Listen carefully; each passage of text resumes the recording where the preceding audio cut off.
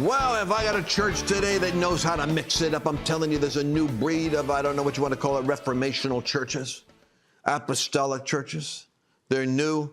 I'm heading towards the NRA, the new apostolic reformational churches, NAR churches. That's what the left is accusing us of being. Well, whatever. We're talking about a case now today where this church is taking on the city and shaking it up. This is the new spirit we've got. Boom, going up against the gates of hell and causing a stir for a good cause. But before I get into that big controversial political battle going on in Texas, I want to say, what do you do to decompress from the stress of warfare? Well, I got a couple of strategies, but nothing beats the fact that I've got the Giza Dream sheets from Mike Lindell. You know, Mike is one guy that's been in warfare ever since I've known him, and he loves it. You want to go to mypillow.com and use the code Lance because the Giza sheets are designed in such a way that they're silky smooth. I just told the staff I want to get them here for the office because I got a cot in the back. You know, I'm working night and day and night. Sometimes it's just like I go take my Edison nap, my 15-minute nap, and boom, next thing you know, I'm up doing Flashpoint at 9 o'clock at night. But the pillows and the sheets, and dare I say the slippers, I talked about the slippers before anybody else did. They are what I wear around the house. You could actually wear them outside the house. I took them outside the house and because they're solid on the bottom. You want to go to mypillow.com, use the code Lance, and Mike has 4 different deals he's doing right now. And I want to tell you this, he's got 60% off the original My Slipper price. 60%! I'm going to get some new ones myself now that I think about it. All right, great for Christmas. Go to mypillow.com, use promo code Lance. Let's get into today's wild show. Welcome to the Lance Wallnau Show. This week we are, we're all over the place. So we've been doing CBS on America. They were covering us. The New York Times covered us. Wall Street Journal gave us a front page review last week. Just got done doing War Room today with, Steve Bannon's on his way back. And I'm excited. I'm more excited about the interview I'm about to do now than I am about all the other stuff. Because this young couple is actually modeling the way I've always believed church should be, which is 100% actively seeking Jesus, the presence of God right there in your church, young people attending and excited, worship dynamic, evangelism, and then the altar call. What do you do when you've got an active church like that? An altar call is for civic engagement. One of the few churches I've ever heard of that'll have an altar call because we got posts in our city where people are needed to lead and serve. And so this church that pastors Landon and Heather Schott are pastoring is called Mercy Culture in Fort Worth, Texas. I want to bring you guys on right now. Welcome to the show. First, I've been with you on Flashpoint. First time you've been here on our own platform. I pray that a whole bunch of people hear about this. We got like 30 million downloads so far off of the podcast. So I want people to hear about the latest battle that you are in. You're gonna have to give us a cold start here because our people are just getting to know who you are. Tell us about what's happening and what you want us to know about regarding your church in Fort Worth. Yeah, we launched a church 5 years ago, and so we're still a young baby church, but it kind of grew fast. And it grew because during COVID, we didn't shut down. President Trump asked for 2 weeks. We did the 2 weeks he asked for. And then we think church was essential, so we stayed open. So we just started massively growing. And then one of our elders ran for mayor and got 11% of the vote, which took the city by surprise, this just non-politician guy that heard from the Lord. And then that led to us starting a ministry called For Liberty and Justice that's gotten over 62 politicians elected in Tarrant County alone. And when that happened, we became public enemy number 1 for the left-wing lunatics.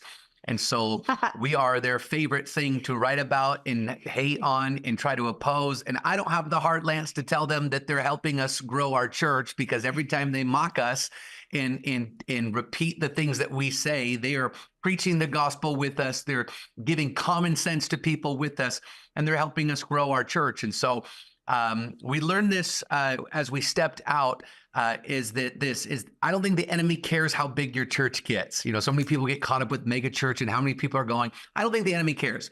As long as people stay in the church. Yeah, that's right. But when you start going outside the four walls of the church and do what you've been preaching and teaching about for years, about the spheres of influence and the mounds of influence, well, we're going after them.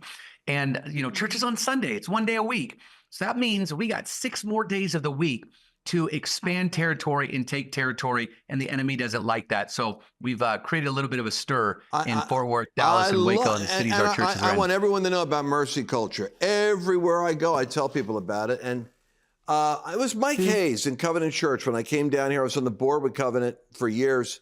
And he said something as I shared with him about the 7 mountains. He said, you know, he gave me 2 keys that really rubbed off on me.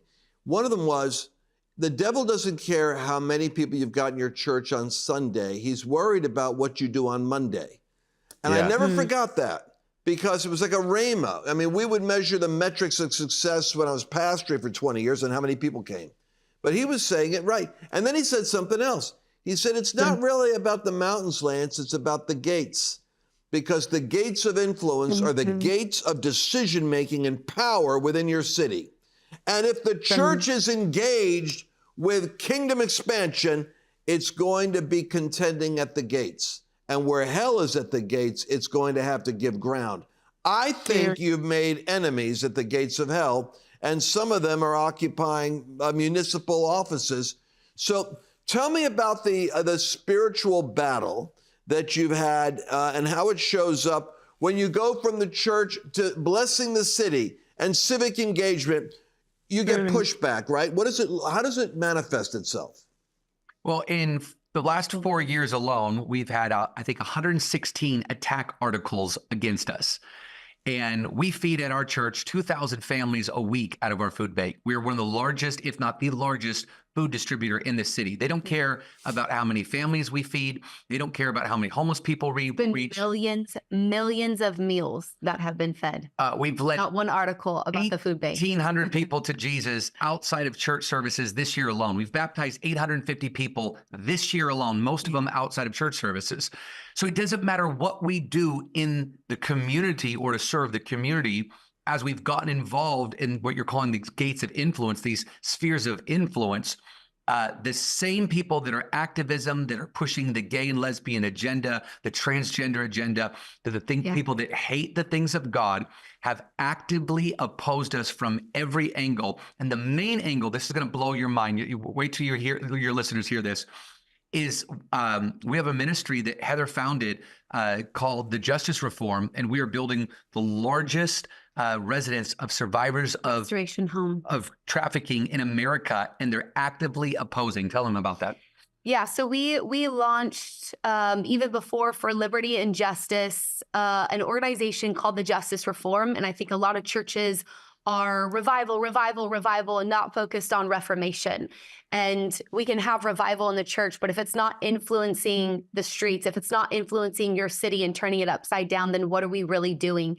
And so, we believe that reformation is making the crooked way straight. Our nation, there's a lot of crooked ways right now. And what the church has been calling political, what the world has been trying to keep the church out of and saying, those are political issues. You can't talk about those issues.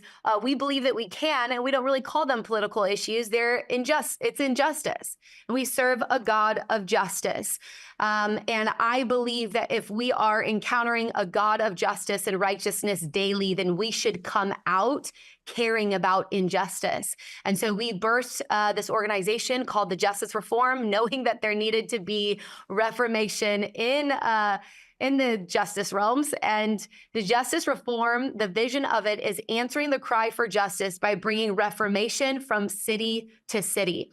And one of the major initiatives is building what we call the Justice Residence. That's what Lana was just speaking of. It will be, in Jesus' name, the longest restoration home in America, housing up to 100 women rescued out of sex trafficking. And so we have been working on this for years now, and the city started fighting us. a neighborhood behind the church started fighting us a couple of years ago because they knew that we had a pro-life stance. We were pro-traditional biblical marriage between a man and a woman. We were preaching about these things and preaching the full gospel and truth and Getting godly people elected. yeah, and while getting godly people elected. And so the Justice residents became the initiative that they wanted to resist, that they wanted to fight. And that's a little bit of what you're talking about. One of the wars that we have currently been in with the city. I'm interested in that war because I drive past the building project, I think, the apartment complex. Is it already built, but you're trying to repurpose it, or is it being built? Or No, it is not built. We're building it on our church property, and our church property is actually zoned for any church-related activity, yet they have still tried to fight us for building this home that will be discipling women to Jesus and restoring and delivering them from the horrific abuse that they have been through. And so it's been this war on what they deem to be religious use. All right, so Chelsea, producer Chelsea, do you have a video? She keeps running in here saying she's got a video. Can you play it? So I want all of our audience to catch up. All right, let's watch this video and we'll get on the same page with this recent battle. Time to take a stand. The Lord spoke to the leadership of Mercy Culture to build the Justice Residence, the largest restoration home in America, housing up to 100 survivors of sex trafficking.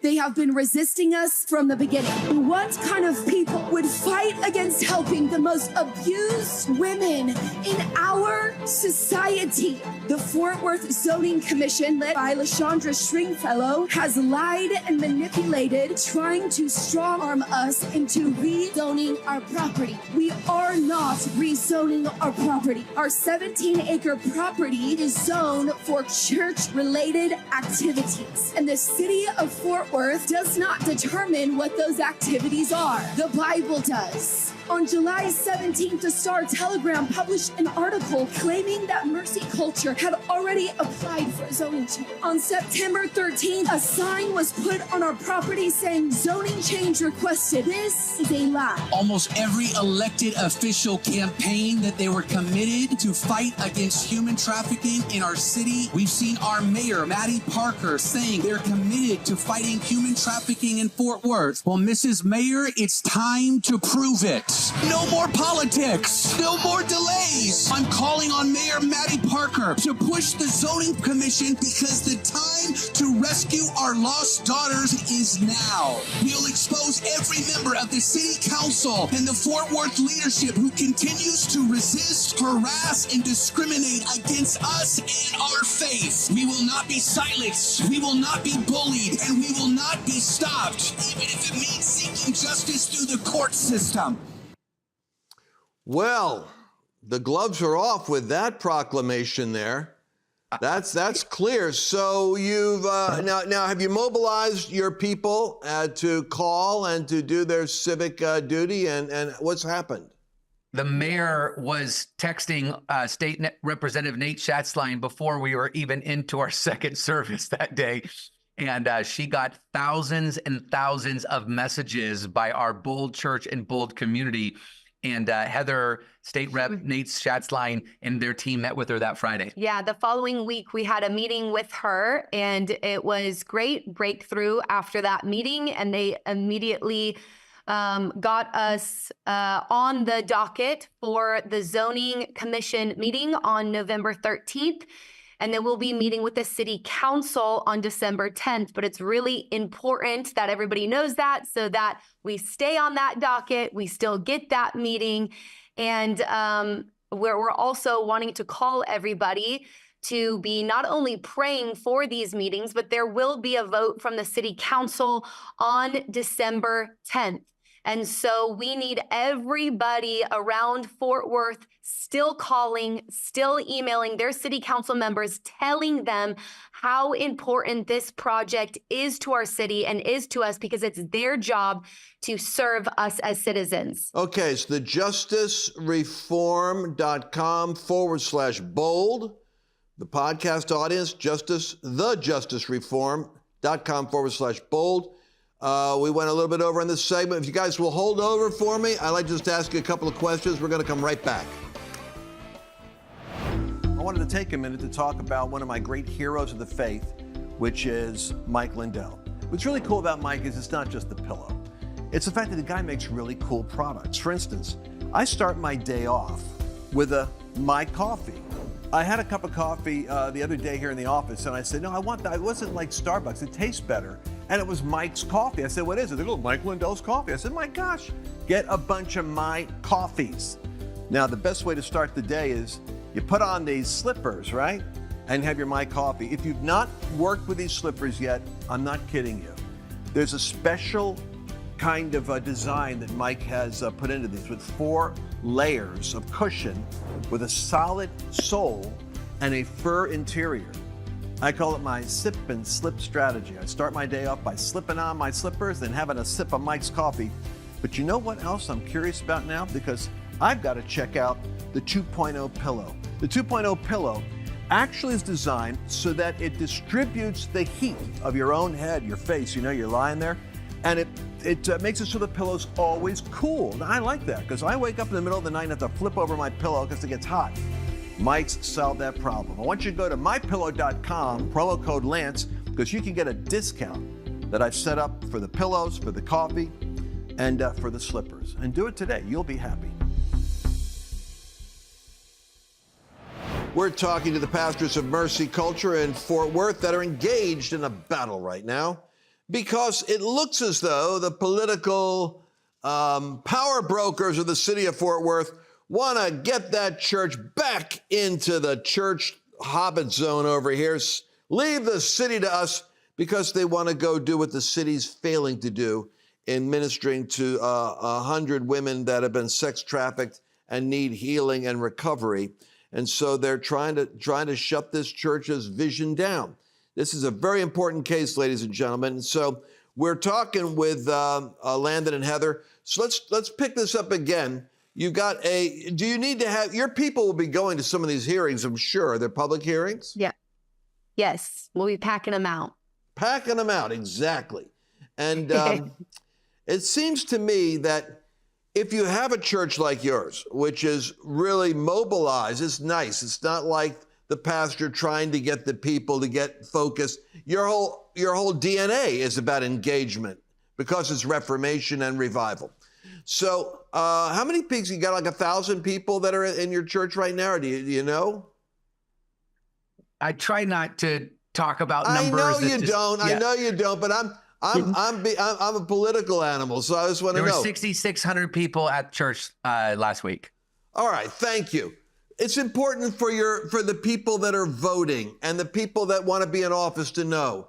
That's 6,600, and each of them is related to a mom and a dad and a brother and a sister and a niece and a nephew. It's not like they don't have family in Fort Worth. They all have the indigenous relation, and they go to churches. So, you know, you're a younger, hip couple, and so you got that demographic. My kids go to your church, and I'm sure you got older people like me there too. But I mean, the Christian community, if it rose up in Fort Worth and got wind of this, I guarantee you'd be dealing with 100,000 potential voters. And one thing I've learned about politicians is they take it serious when it looks like their constituents might be involved. And you guys are actually raising up voting issues, aren't you? These people are elected officials you're dealing with, aren't they? Yeah, they are. And if these elected officials don't serve the people of Fort Worth, we're going to vote out every single one of them. And this is what happens. We're just one church that's getting loud and getting active. But what happens when every church in this city starts getting loud and active? What happens when people stop believing the lie of separation between church and state, and they understand that that was only created to keep the state out of the church, not the church out of the state? And when you start getting Christians that are active in the community, that care and love about their community, Jesus said the greatest commandment is to love God and love people. And there's no greater way to love people than getting godly politicians elected that will bring godly policies to serve people. And so as the church begins to wake up, we could literally take back our cities one by one, not just Fort Worth, but every city in America when the church begins to wake up. So yes, the politicians need to know that we are active and we are dangerous. And if they don't serve the people of God, or the people of Fort Worth well, we're going to get every single one of them to lose their seat. And we will find competent politicians that will serve our city well. Yeah, it's also important that people and Christians in Fort Worth are letting their city council know what's important to them. Because we have a city council member named Elizabeth Beck who is working right now to defund the Fort Worth police, put tampons in boys' bathrooms, and these are her focuses of these extreme left agendas. And in the meantime, resisting a project that I think the majority in Fort Worth want to do, not even depending on what your religious beliefs or background is, but the majority of people would say, hey, we want Fort Worth to be a safe place.